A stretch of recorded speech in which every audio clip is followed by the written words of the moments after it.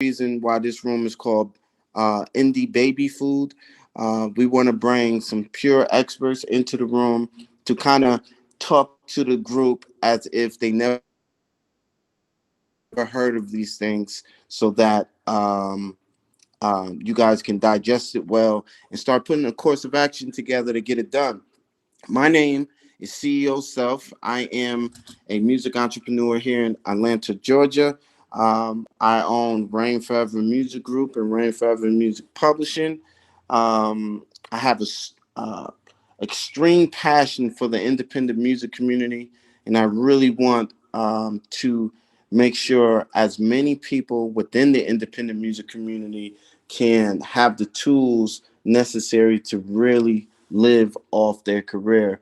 I think it's extremely possible given the landscape of the industry now, and being that it's a DIY type of career at this moment. I just think as we empower the independent music community, I more and more people can actually start to feed their families. So welcome to the Indie Baby Food um, room, and this is Music Makes Money and Metadata Explained. So we're gonna go down the line and let the mods introduce themselves.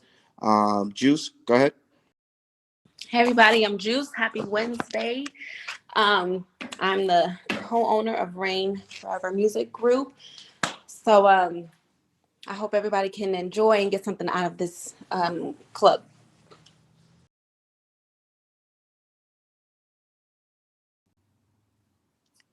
Okay, Keith, go ahead and introduce yourself for me, please.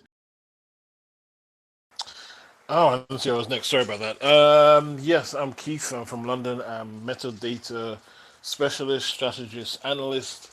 Um, really passionate about helping independent artists getting that metadata in place. It's the most critical, most important part of your metadata music strategy, and it incorporates everything throughout that music business pipeline. So that's what I'm here for, to get artists to understand the importance of that metadata, and here to help with any questions that you have. Thank you. Okay, with that being said, let's introduce the people that are in the room. Ab, go ahead. Hi everyone, my name's Abigail. I go by Abmatic on social media. I'm a journalist. I have a blog. I write a lot of stuff related to hip hop and R&B. I'm also part of a music group down here in South Florida by the name of First Class 88. We help with music marketing for independent artists, and then we're also throwing a concert series around Florida for independent upcoming artists to get their names out and get more attention throughout the cities that surround us, and just trying to put all of our artists out.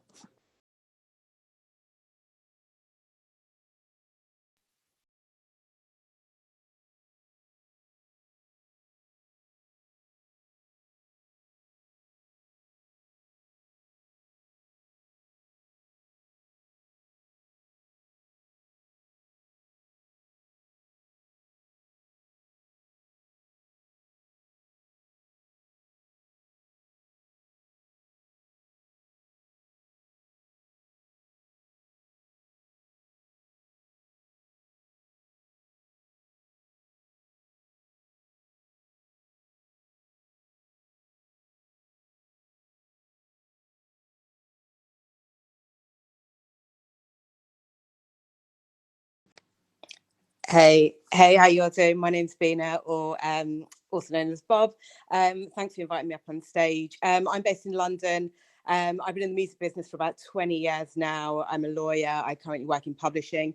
I actually set up a company at the end of last year called Music Defined, which is to kind of support independent artists, songwriters, singer-songwriters, just to kind of understand about the music business, everything from their kind of their rights, what publishing is, what metadata is, why it's important, what a publisher does, all that kind of the real kind of nitty-gritty of the music business that, you know, the information's out there, but it's kind of difficult to understand if you don't know what you're looking for.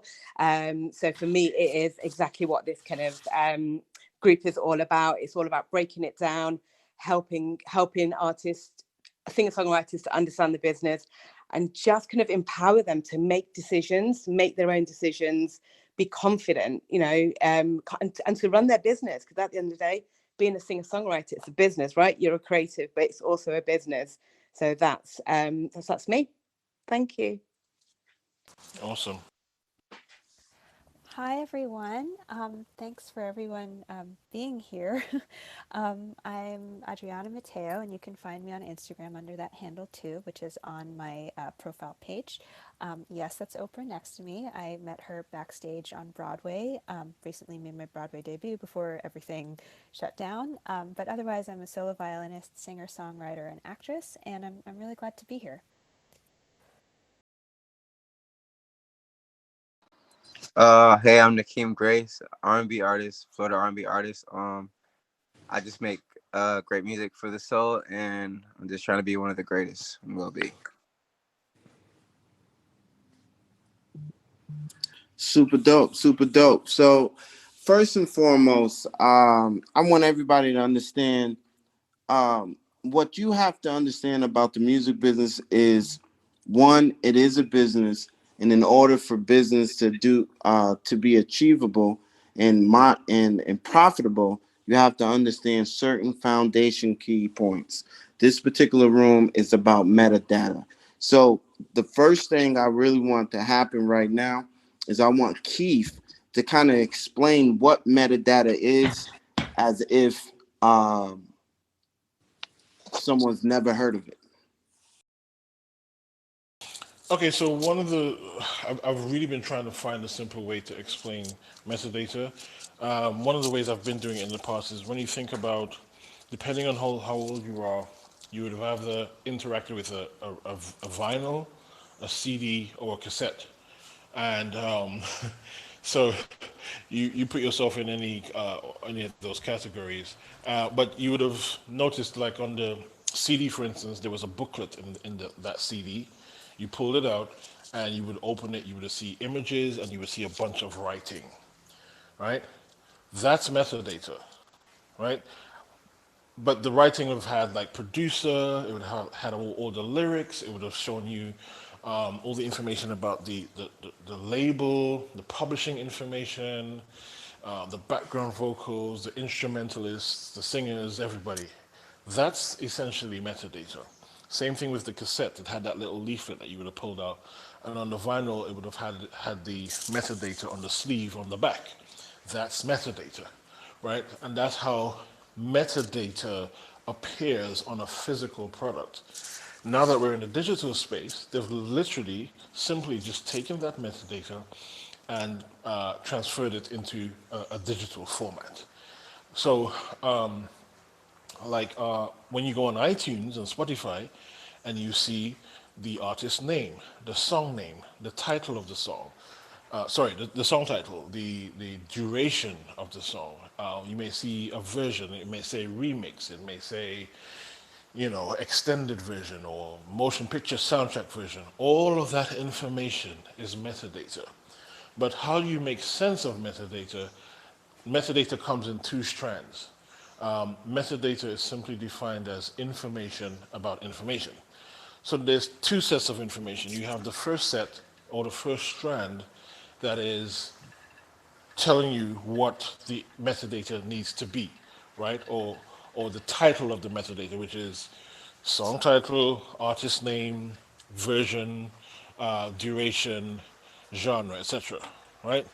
So you'll have that's the first strand of information, but on its own, that doesn't make any sense, right? So you need another strand of information that contextualizes the first set of information.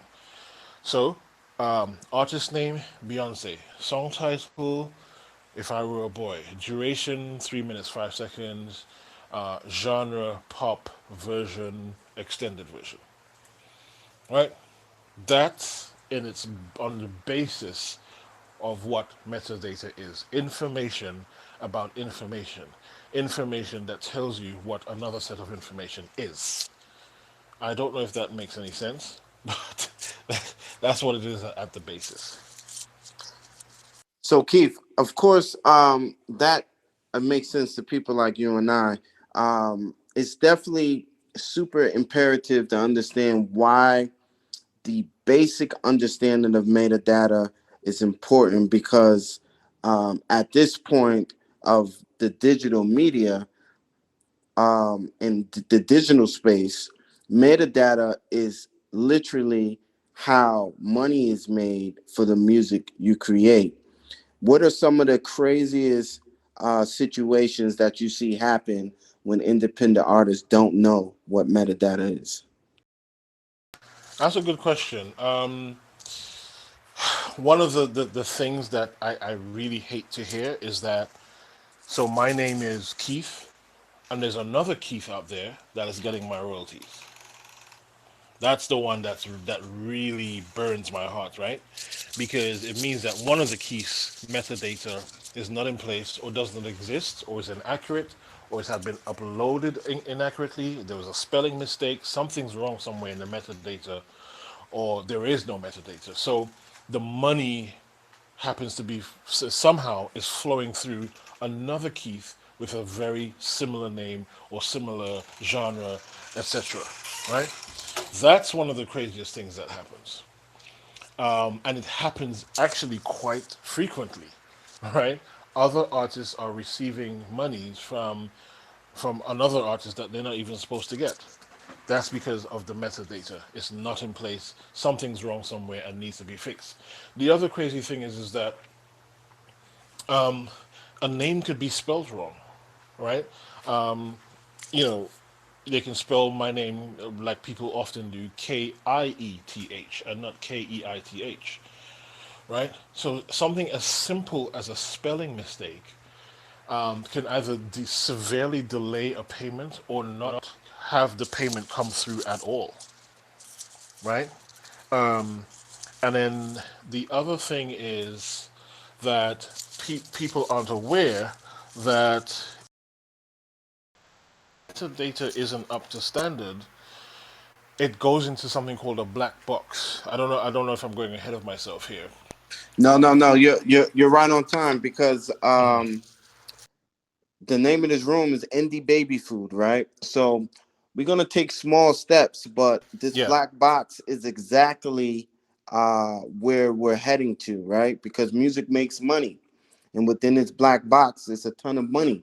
Um, but before we actually introduce why that money is sitting in place, um, can you explain the language of ISRC codes and UPC codes, and how important it is to understand those codes so that they are in place for the metadata.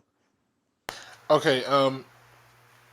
So this information can get very top heavy, right? So if anyone doesn't understand or think I'm going too fast or I'm just rambling, please stop me so that I can break it down even further, right? So essentially, um, the, because we're in a digital, data-driven, algorithmic environment now, everything is digital, everything is data-driven.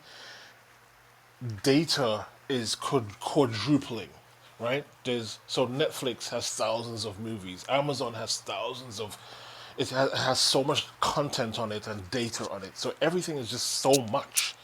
And it's the same thing with the music business. There are 7 million plus artists.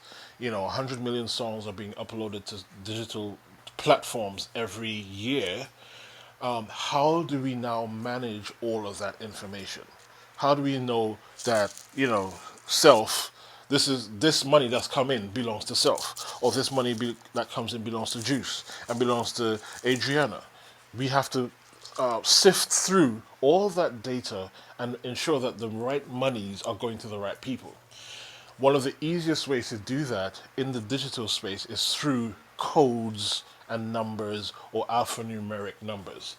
And one of the things they use for your music is called an ISRC code and ISWC code. So just think of it like this. This is the easiest way to think of it. Amazing Grace has one composition. It's one composition, right? There's one person just sat down and had this melody in their head, and then they wrote the lyrics to that, um, to the melody, right? That's the composition. That composition will have something called an ISWC code, or the International Standard Work Code. And generally, a composition has one ISWC. However, Amazing Grace has thousands of recordings. Like thousands of people have recorded this song so many times, right? So what they do is they have that ISWC, which is like the parent code for the composition of Amazing Grace. But those thousands of recordings or children will have something called the ISRC code. So the ISWC code stands for the International Standard Work Code. International Standard Work Code. The ISRC, it stands for the International Standard Recording Code. And each recording, let's say Amazing Grace has 1,000 recordings, each recording will have its own unique ISRC code. So that if two of those recordings come into the office at Sony, Universal, whoever, we know that what this ISRC code is from this artist, and the other ISRC code is from this other artist. But the parent is that ISWC code, the composition, right?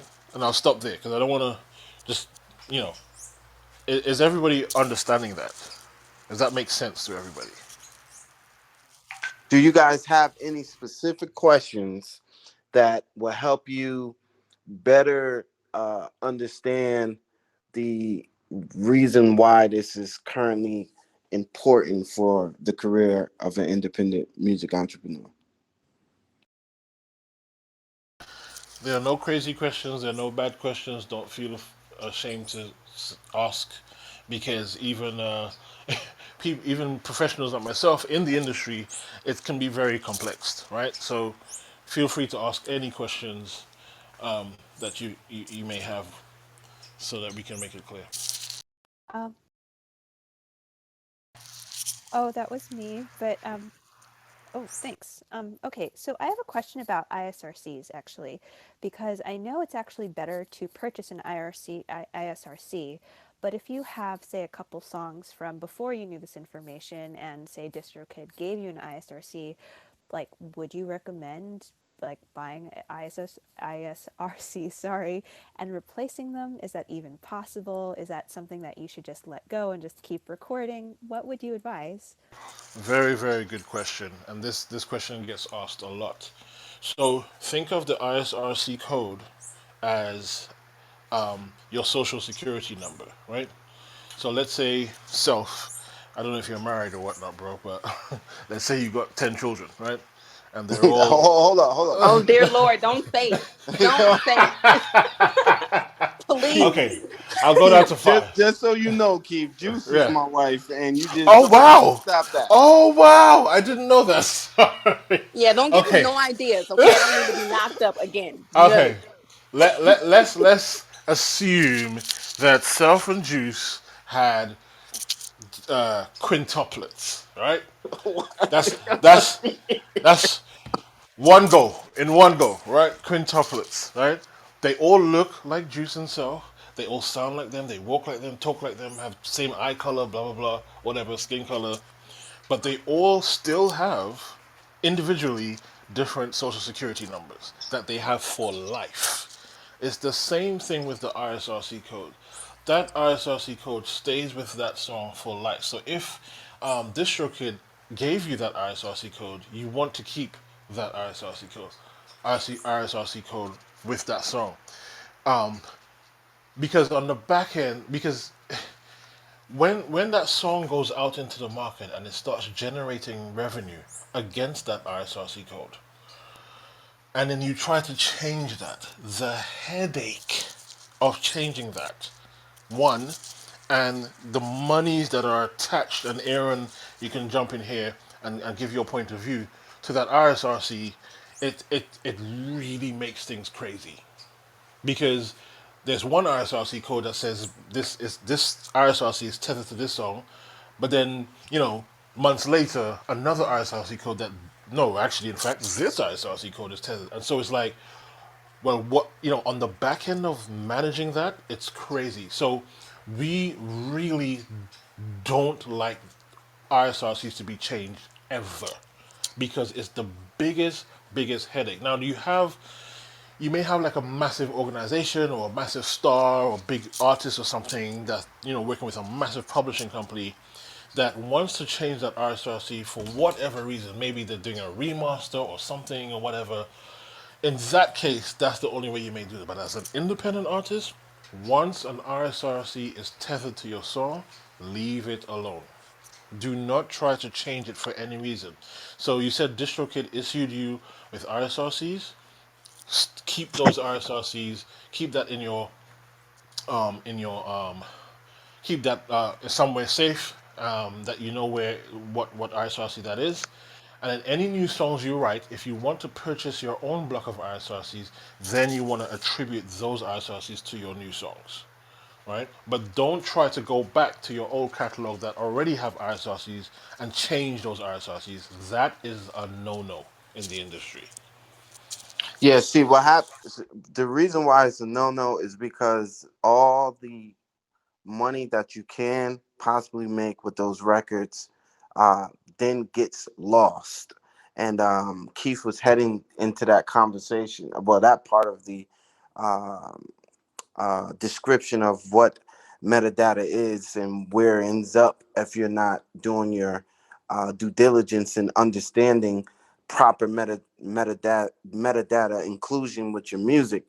And we're going to get to that in 1 second. Before we do that, let's go ahead and PTR and introduce some more people that's in the room.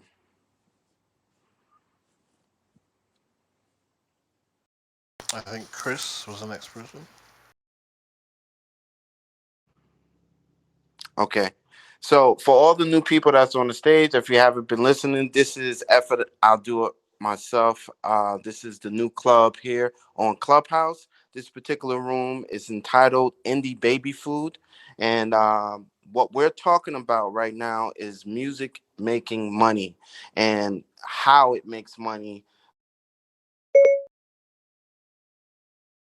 is.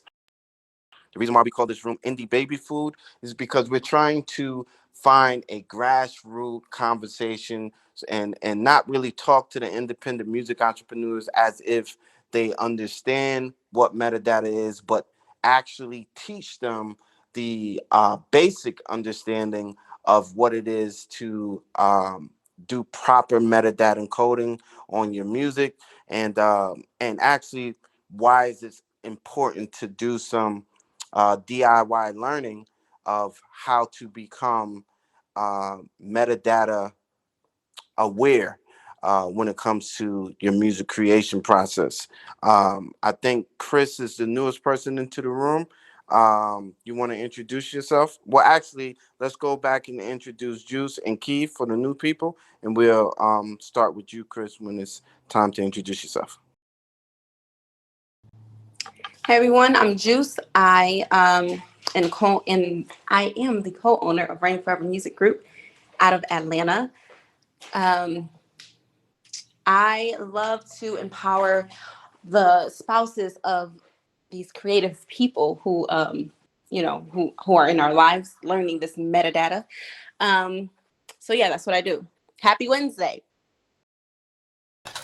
Happy Wednesday, guys. Yes, my name is Keith. I'm a metadata specialist, analyst, strategist, and I help independent artists get up to speed with their metadata across the board so that the money's flowing the right way.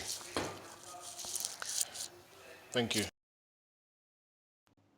Okay, Chris, let us know who you are and what you do, buddy. Hey everyone, my name is Chris Wares. I'm actually just listening in today. I'm the assistant chair of the Music Business Management Department at Berklee College of Music. I'm also a professor. Um, Tons of years of experience as a consultant and music business executive. And yeah, great to meet everyone. Just trying to get some insight as to what kind of questions artists are asking, and how to better support the artistic community. Great to have you, Chris. ATZ,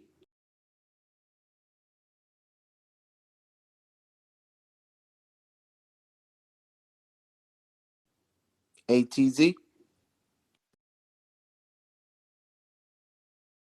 Okay, we'll circle back. Liz, go ahead, I'll go introduce ahead. yourself. Hi, I am Liz Garner. I'm 25 years in the business. I've been working in publishing primarily since 2005.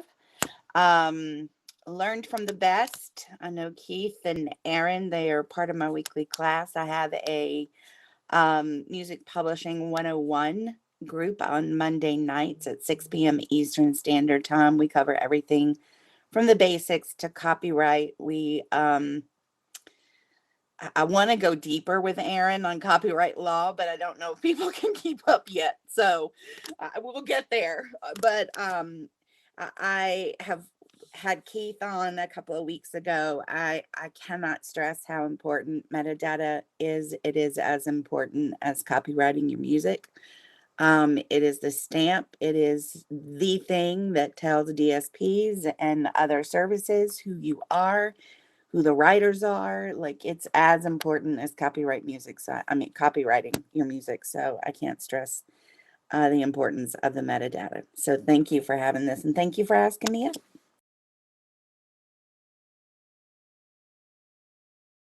Oh, hey. Hey, and thanks, Self, for inviting me up earlier. I was just out walking and it was pretty noisy on the road, so I didn't want to add that into the mix. My name is Aaron Casey. I'm based in Dublin, Ireland. In a previous life, about 5 years ago, I worked in the Irish PRO, the version of ASCAP or BMI called IMRO. This is really an interesting topic, and I kind of follow Keith around like a little fanboy, just following all his metadata talks, kind of because Me this too. this area. So I worked in the PRO. I worked in the Irish version of ASCAP BMI, and my job in there, along with others, was to take this metadata and identify who is due to be paid. And based on the metadata that's been provided, can we even ascertain who to pay? So there's a whole kind of supply chain that goes on in the background to make sure you get your, whether it's a micro payment or whether it's a very large payment. I'm also the head of music, but nice to see you, Chris. I'm the head of music business at BIM Dublin. So it's part of the BIM group, which is 8 colleges across the UK and Germany and Ireland, where I kind of focus on teaching music publishing, music business, record label management, that sort of stuff to students. And I'm also a music rights and royalties consultant, and I'm a director on a capital investment fund that purchases song copyrights, master copyrights, producer rights, that sort of stuff. So that's my bag. Thank you. That's some good stuff. We got some great people. Alexis. Hey, what's up, everyone? I just noticed that my bio disappeared, and I'm not really sure how that happened. But I am a violinist and violin instructor. What's up, Berkeley? Alma mater, and let's see. And I make electronic music that has a lot of glitch and cinematic elements in it. And I create this under the name PFuzz. And let's see. Right now, I'm based out of Salt Lake. Recently moved from the Bay Area. And yeah, I'm trying to establish myself more as an independent artist as of, well, since COVID, really, because I had been focusing mostly on other music jobs. I worked at ECS Publishing and did a lot in tech, and then, teaching El Sistema programs for underprivileged kids to learn music. And that's also what I'm doing now. Yeah, that's me. Thank you for having me.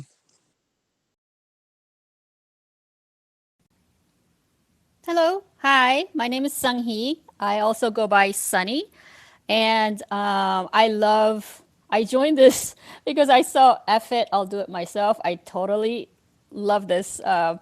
So that's why I joined, and it's a fascinating topic about metadata. I'm a classical musician.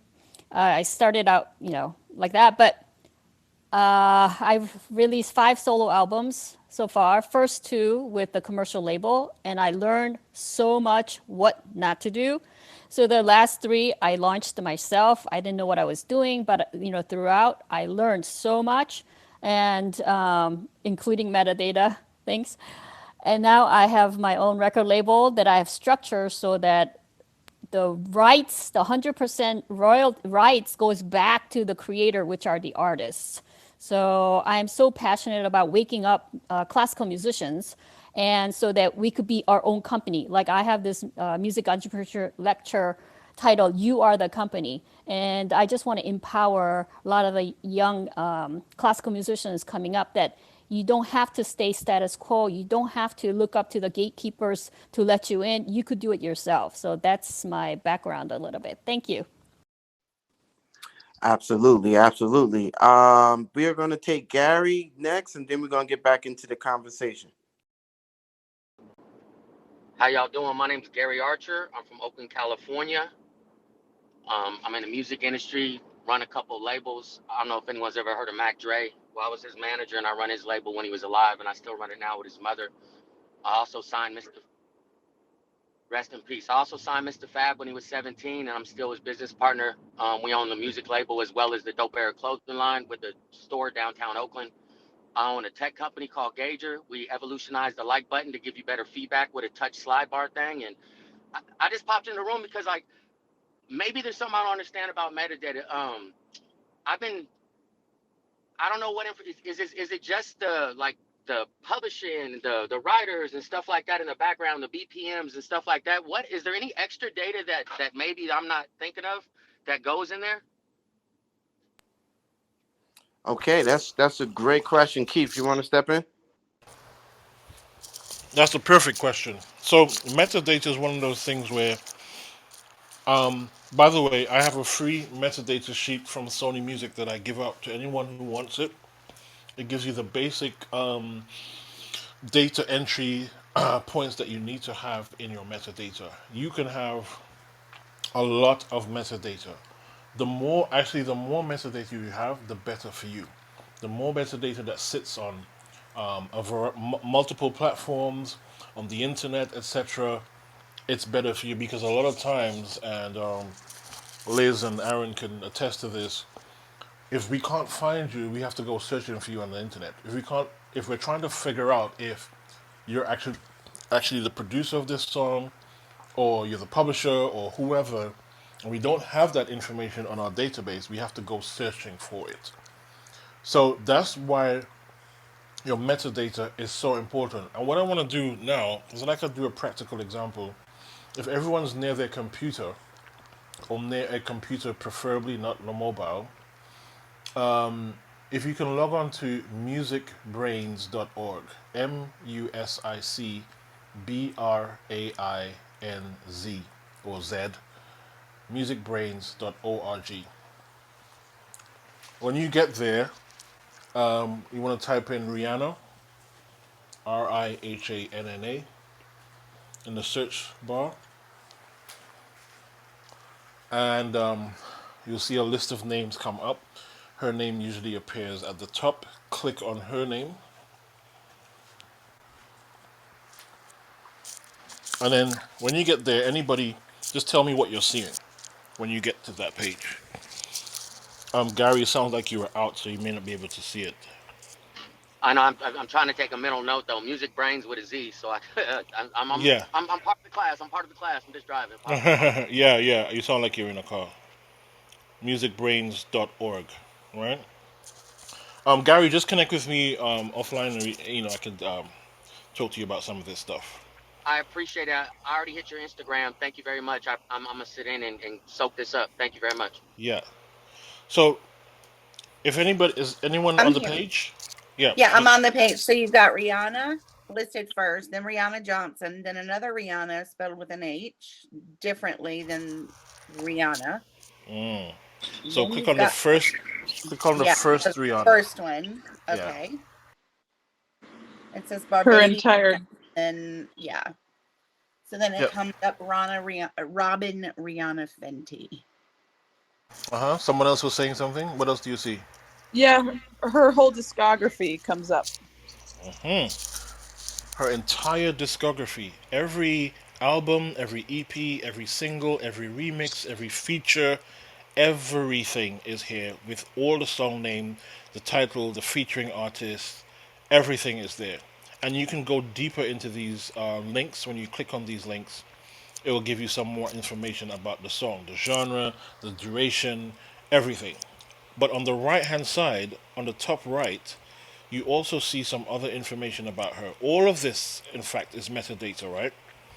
You see her name, type, person, female, gender, her date of birth, where she's from, etc., etc. Then you see something called an IPI code, right? And the ISNI code. Underneath that, there's also all the platforms, online platforms where her data sits, including MySpace and Napster. MySpace and Napster is also there, right? So to answer your question, Gary, you can never have too much metadata, right? You can never have too much metadata. You want to enter as much information about that song as you can. Even there are some platforms. So when I was at Sony and we're, entering a new catalog, we would even put the address of the studio, right? So So, go ahead. just real quick, Keith. So I I get the gist of we wanna put all the pertinent information, the more the better. When we put that in, is there certain sections, or is it gonna be like a paragraph where we're doing like bullet points, or like how do we enter this to where the system recognizes it? Is there a section specifically for each one of these line items, or is it all one section and we just start filling it out, like as in Well, it would AppArchive? depend on it depend on what platform you're using. So if you're registering with ASCAP, they will have a certain amount of metadata that you have to enter, and you just enter that. If you're going on Music Brains, you can enter a lot more. Discogs, you can enter a lot more. A lot of these other platforms where you can enter information about your music, it depends on how much information or how much metadata they allow you to enter. But you want to fill it out as substantial and comprehensive as you could. Sometimes people say, "Oh, well, I don't need to fill that in." Yes, you do, because every piece of metadata has some kind of financial implication against it. So if there are three, so on my sheet, I think there's about, I can't remember, probably 50 or 60 data entry points. I can't remember. Every data entry point has some kind of financial implication. For instance, the duration of a song, right? Just putting that in, you may think, well, that's not important. It is, because a song that's 5 minutes and under has a different statutory rate of pay to a song that's 5 minutes and over. All right? So it's important for us to know, or is important to have in the metadata, the duration, the version title. And Aaron, you can speak to this as well. Tells us, okay, this is a remix. It's an extended version. It's a motion picture version. It's a club mix. It's an instrumental. All these things has some kind of financial implication to it, and some kind of importance to the downstream. What happens downstream later on when it's time for you to get paid, right?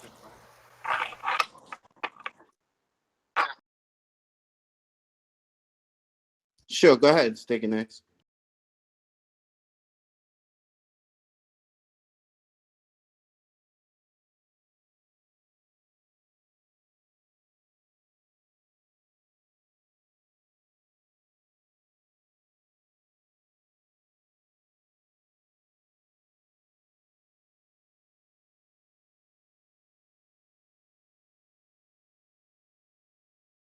Well, I think the and Keith can take it over from here.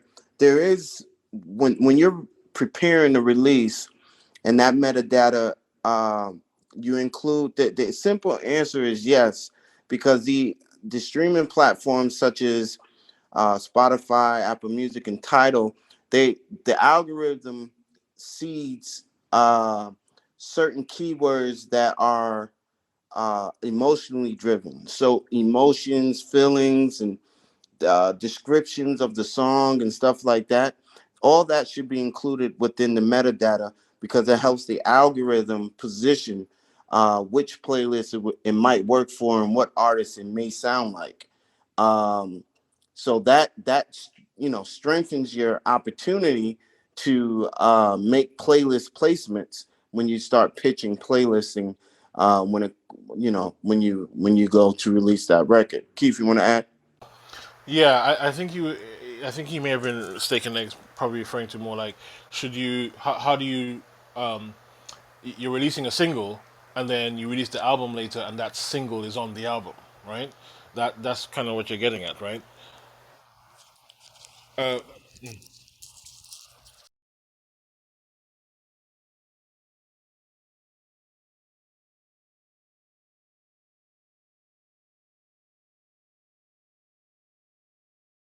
that's right. Sometimes, depending on the strategy, they may issue that single with a different ISRC code to, and I've had some pushbacks against this to the actual single on the album, because the single on the album may be a little different, it may be a little bit like a minute longer, etc., and for that reason you'll have to have a different ISRC. If it's this exact same ISRC on the single that's going on the album, then you can use the same ISRC on the album, right? Because the single ISRC is going to have a different UPC code to the album ISRC. Sorry, sorry. Let me say that correctly. The UPC for the single is going to have a different UPC for the album, right? So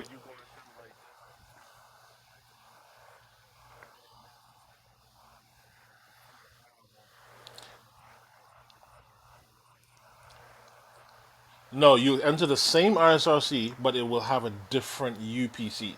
So the UPC, so one UPC will say this is the same single on this album with this UPC, but this is the single with another UPC. So that kind of differentiates the two.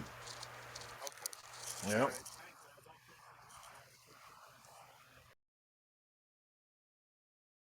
Okay, take care, man.